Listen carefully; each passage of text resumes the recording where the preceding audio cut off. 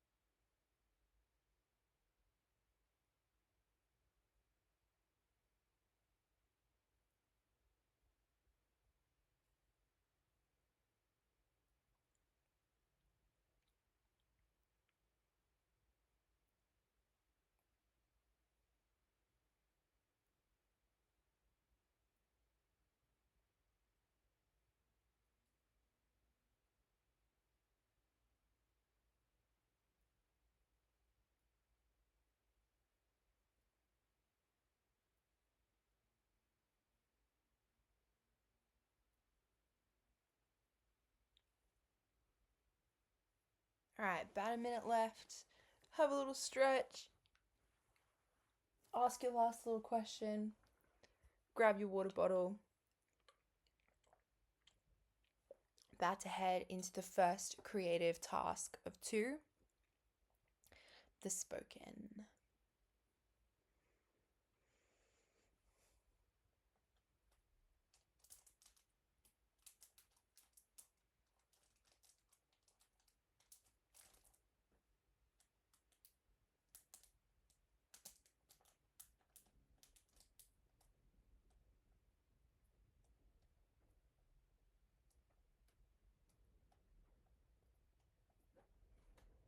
All right.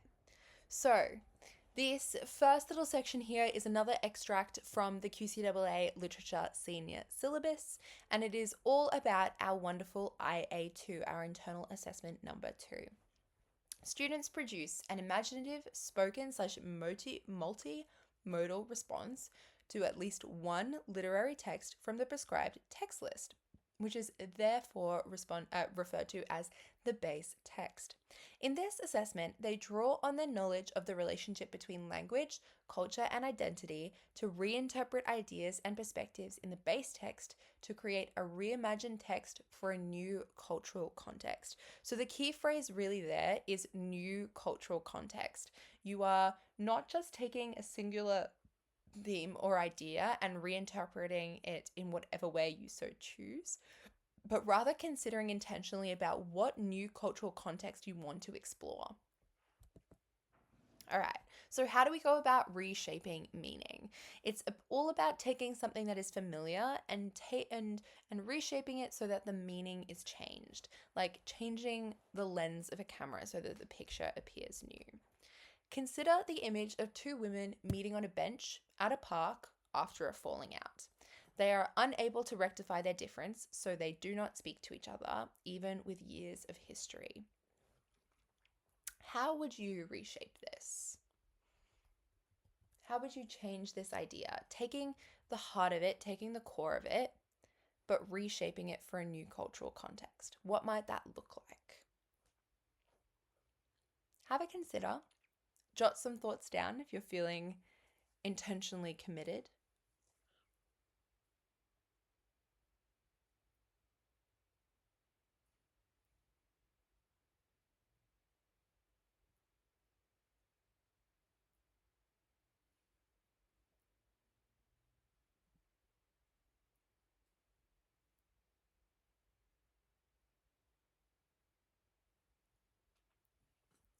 What might it look like? There are a million different ways that you could go about reshaping it. Perhaps the setting is not a park, but a party, and the women are not, women in their 30s or their 40s, but they're girls. Perhaps the disagreement is about a boy. Perhaps the metaphor used is not silence, but the ceaseless noise of war. Consider a divorce, but told from the perspective of a child. Consider a murder, but told from the perspective of the lawyer. Consider these stories told to therapists and taxi drivers and the weekly book club. So it's all about reshaping the perspective, reshaping the lens. So take a very common situation and think about how you might give the microphone to a different person that doesn't usually get to speak. If a story is all about the hero, what would be said if their love interest had the opportunity to tell their story, or their sidekick, or their mother, or their children? How would you reshape a situation by putting it on the other side of the world, or by flipping the gender of the main character? How could all of these things reshape a text and make it new? So your goal is to think creatively, think outside of the box, and think about how the story might be told. If you're giving the microphone to someone, who are they sharing their thoughts with? Who are they open with? Who are they vulnerable with? What positions could they find themselves in where they're willing to tell this story? So it's actually a lot of fun, and I encourage you to be telling stories that you would be interested in hearing and reading and watching. And that is always when you're going to write your very best work. Now, if you get to choose which base text on that preconceived list, it's really important that you pick one that excites you. There's nothing wrong with wanting to write about something you would enjoy reading. As I mentioned before, that's how you produce work that you're really proud of. The key perspective that you're going to explore in your new reimagined work also needs to be one that really excites you. Now, how do you go about changing contexts? So it's all about choosing your new destination. Where do you want to end up? What kind of story do you want to tell? Now, the syllabus calls for a new cultural context, and typically that is best achieved by a shift in time and or a shift in place. So, for instance, time traveling. Play around with history and norms. Take a story which is set in the 1800s and bring it forward to 2024. Or go back in the past. How would a contemporary story be explored in times gone by? The other way is teleporting, so bringing something to a new geographical location. So if something occurred in, let's say, England, what would it look like in Australia? Or what would it look like in New Zealand? Or what would it look like in France or Vietnam or Korea? How might you go about changing the cultural assumptions, attitudes, values, and beliefs that surround a particular place, a particular geographical space? When it comes to multimodal tasks, the possibilities truly are endless. There is so many things you could do with this story. Often the easy part is coming up with the key message and how to transform it, and then you're left to sort of fill in the gaps with all of the creative stuff, and that is really hard to know where to begin. This could mean you write a monologue or a YouTube vlog, a video, a podcast, a dramatic performance, an interpretive dance if you're so inclined. There are so many ways to go about telling this story. And it really is your job to break the storytelling rules a bit. For so many years in English and in literature classes as well, you've had to write a pretty stock standard creative piece, and you'll have to do that next anyway. So this is your opportunity to think outside of the box and do something fun and interesting. You can definitely go to YouTube and look around at different creative projects that people have there. Take inspiration from what you see on the internet, what you see in documentaries and what you see in TV shows and movies that you really like. Always be taking inspiration from literature around you.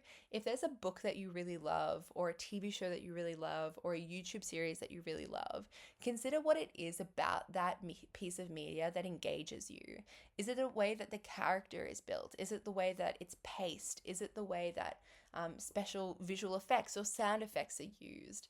Is it the plot? Is it the relationships between characters? Use that as inspiration to tell your own stories, and put your own unique twist on them as well. Now, it's really important that you know your main character inside out. So you will often be playing a role. It's your job to embody a certain character and share a story through their eyes and through their words. Audiences can typically smell a fraud a mile away. They know if you don't know what your character is thinking about. So remember, we're thinking outside the box in this task. We're being creative with this task, which means that it's important to experiment with tone, structure, style, even props and costuming if that's something that your teacher is keen on. Now, probably not for everyone and probably not for the best, but it would be awesome if you could play around with something like accent as well. If any of you end up working with accent in some specific or significant way in your work, please send me an email, maddie@shootSmart.com. It would be so awesome to hear that tale. I would love to know that one of you is being brave and thinking outside the box with that. So know your script inside out, just like you would with a persuasive speech. Fake it till you make it. Confidence really is key. So you want to appear as if you're really cool and collected up there in front of people. Find a safe person in the audience like you would with a persuasive speech. Practice in the mirror, noting the gesture that you use, the facial expressions that you use, the intonation, the tone, the pause, and have a really solid recording of your performance to evaluate. So if you're doing something live, then as you're practicing, record it on film and then watch back and see how it looks, how you might tweak it and shift things, what works well. And if you're feeling brave, then definitely ask someone to watch the performance for you to offer a little bit of feedback. So it could be a sibling or a teacher or a tutor,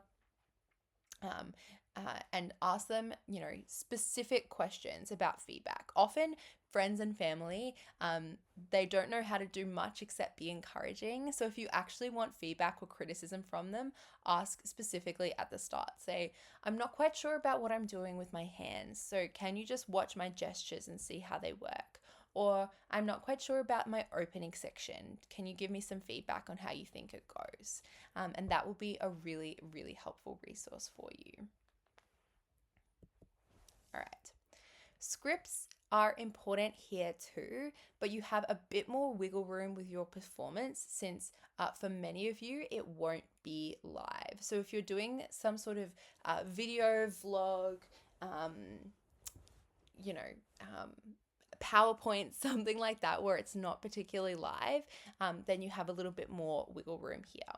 So just with any other literature task, your message needs to be really clear in your writing. And then you need to elevate this message, lift it up straight to the audience with the help of audio and visual aids, just as aesthetic features in a novel does the same thing. So your visual and auditory choices are important and can hold specific and impactful messages in them. So you're not just throwing stock images and stock audio at Mac not iPlayer, at any sort of editing software and hoping that some of it sticks. Instead, you need to be making really intentional choices. And so often in the syllabus, a word that you will see repeated all the time is discerning. You need to be doing discerning this and discerning that, discerning. It basically just means that you're making really specific intentional choices in order to push your message and indicate to a marker that your argument is really clear.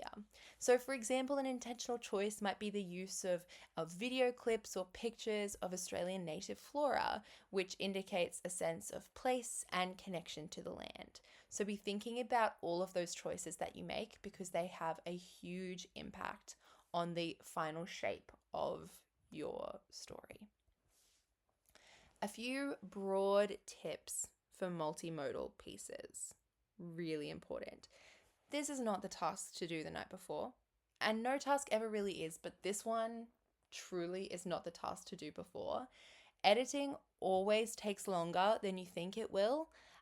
It's one of those things that might seem really clear and straightforward on paper, but it'll just take an age to cut things and have the timing right and make sure everything is synced and put together really nicely. So it is vital that you give yourself time to do a good job in order that your message is as clear as it possibly can. It's important to adapt to the flow, and this is true because you're going to be working on this piece over a long period of time. It's going to change, it's going to develop, it's not going to look anything like you thought it would when you started this task. That's just the natural creative process. So don't think too hard about it. Allow things to just sort of go with the flow. If you're working with video, back it up twice, back it up 3 times, back it up 4 times. Have it in 6 different places on the cloud and on an external hardware drive. It is so important to just have backups of it, because the last thing that you want is for weeks and weeks and weeks of hard work to go to waste because the computer crashed or iMovie didn't save properly, or Google Drive didn't sync the way that it should have. So make sure that it's in multiple places. You can find royalty-free music and video online really, really easily. It's a huge collection of free resources. So don't feel like you need to be going out and shooting hours worth of B-roll, although that is good because you can pick and choose exactly what it is you'd like. But if you're a little bit stressed for time and don't feel like you can be creating all of your own elements, then you can find stuff really easily online. And that's particularly useful for sound effects because those are pretty hard to record well yourself. And the last thing, make sure you watch your video all the way through before you submit it. Make sure that all of the transitions are clean and stuff like that. Sometimes you'll watch through and it looks almost perfect, and then you'll have a rogue little insert text box that pops up at some point, which you thought you'd gotten rid of, but you didn't. So make sure you watch that video all the way through before you submit it to avoid all of those little things there. All right. We are blasting through this content. I want to go back over here to this question, and I want to give you guys a little bit more time to be thinking about how you would do this. How would you go about reshaping this situation? Think about changing time spaces, how would you change the timing of it? How would you change the geography of it? How would you change the cultural context so that this has a whole new meaning? Who might you pass the microphone to? And if you pass the microphone to that person, who would they share their story with and what would they be saying? So have a go at putting together a little bit of an idea of how you would approach this.